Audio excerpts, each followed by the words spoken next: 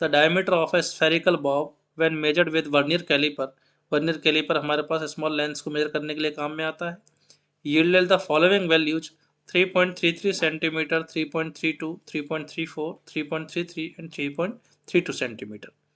The mean diameter to the appropriate significant figures. Unit and measurement में significant figures का question है। Question क्या बोल रहा है कि हमने एक स्फेरिकल बॉब के डायमीटर को मेजर किया, डायमीटर को मेजर किया और एक ही डायमीटर को 5 बार मेजर किया ताकि रैंडम एरर जो है मिनिमम रख सके। तो फर्स्ट रीडिंग आई हमारे पास 3.33 सेंटीमीटर, दोबारा से उसी डायमीटर को मेजर किया तो 3.32 सेंटीमीटर, अगेन इसको मेजर किया तो 3.34 सेंटीमीटर। सेम डायमीटर को 5 टाइम्स मेजर करने पे हमको रेस्पेक्टिव वैल्यूज जो है, रीडिंग्स जो है वो गिवन है। अब तो मीन डायमीटर पूछा है। सबसे पहले तो अगर मैं इसकी रीडिंग्स को ध्यान से देखूं तो डेसिमल के बाद में मेरे को 2 डिजिट्स तक सारी की सारी रीडिंग दिखाई दे रही है। मतलब ये जो वर्नियर कैलिपर काम में लिया गया है, डेसिमल के बाद 2 डिजिट्स तक वैल्यू मेजर करता है। तो इसका लीस्ट काउंट कितना हो जाएगा?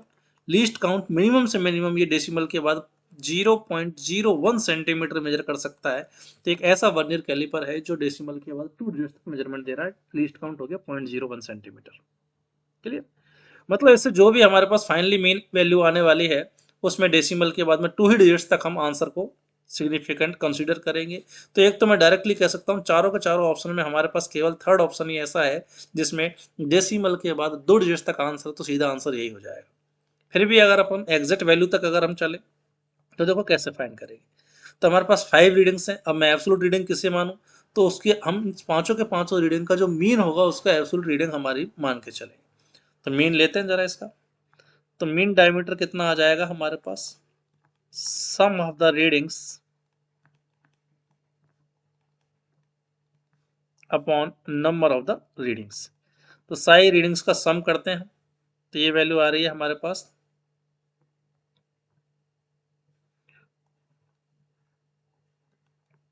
16.64 सेंटीमीटर बाय 5। अब सिग्निफिकेंट फिगर्स का रूल क्या है हमारे पास कि जब भी हम एडिशन सब्ट्रैक्शन करते हैं तो उसमें हमारे पास आंसर में लीस्ट डेसिमल डिजिट्स आते हैं हमारे पास। जैसे एग्जांपल के लिए एक नंबर है हमारे पास जिसमें डेसिमल के बाद हमारे पास 3 डिजिट तक वैल्यू है, और दूसरा हमारे पास नंबर है जिसमें डेसिमल के बाद मात्र 2 डिजिट तक वैल्यू है। तो जब हमारे पास एडिशन और सब्ट्रैक्शन हम करेंगे तो रिजल्ट में लीस्ट डेसिमल प्लेस आएंगे। तो ऊपर वाले में 3 है, नीचे वाले में 2 है, तो ये डिसाइड करेगा कि कितने डेसिमल प्लेस हो गए आंसर में। तो लीस्ट हमारे पास 2 है तो आंसर में भी डेसिमल के पास 2 ही प्लेस आएंगे। उस हिसाब से अगर मैं देखूं तो जब मैंने इन पांचों के पांचों रीडिंग को ऐड किया तो सब में डेसिमल के बाद 2 डिजिट्स तक वैल्यू है। जब सब में ही डेसिमल के बाद 2 डिजिट्स है तो आंसर में भी लीस्ट कितने हो जाएंगे? 2, और आए भी है आंसर में। आंसर में भी डेसिमल के बाद हमारे पास क्या आया है? इन सबके सम में डेसिमल के बाद केवल 2 डिजिट्स तक वैल्यू आई है। आगे सॉल्व करते हैं तो 5 से इसको डिवाइड करते तो ये वैल्यू आ गई हमारे पास 3.328 सेंटीमीटर। ये हो गया हमारे पास मीन डायमीटर। पर ध्यान दें ये मैथमेटिकली तो करेक्ट है, तो मन कर रहा होगा कि आंसर फर्स्ट ऑप्शन हो जाएगा, लेकिन नहीं, हमको सिग्निफिकेंट फिगर्स को ध्यान रखना है।